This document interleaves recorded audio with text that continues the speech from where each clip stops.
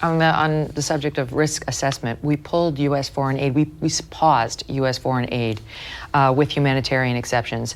And then there was a bunch of negative blowback on how this was stopping critical medications and other humanitarian aid that was being provided to our, third world allies. Now we've loosened that spigot again. So the criticism is that we got too far ahead of our skis by pulling too much too soon.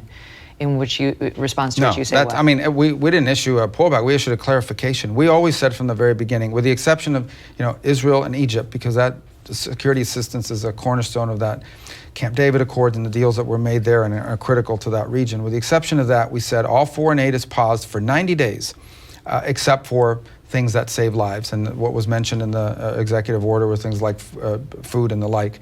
We went back, people say, we have medicines that we've paid for and that are deployed, and it's sitting on a shelf somewhere, and we are not authorized to give it to people. So I said, all right, it makes no sense for us, if we already paid for the medicine, not to distribute it and give it to people. We don't want to see people die and the like. But this, I think what's important is to talk about the purpose of this pause, okay?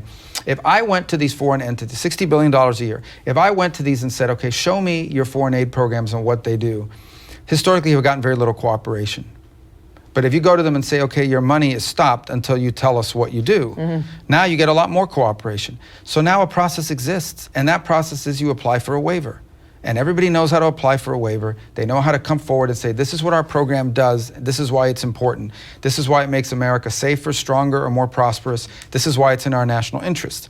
Now, we get details about these programs, and we may say, okay, the program gets a waiver.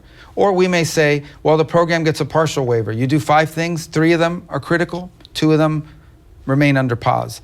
That's what it gives us the opportunity to do now, thinking of it almost as an audit, but not an audit in which we're voluntarily asking for cooperation. I think we're now getting a lot more cooperation because otherwise you don't get your money.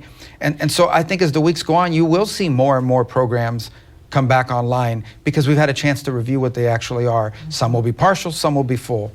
But we've got to get control of this. We have this thing that I've called the foreign aid industrial complex. All these entities around the world that are getting millions and millions of dollars from the United States, we have to make sure that it's aligned with our national interest, that we are prioritizing that and that we're spending it on things that really matter and are really producing.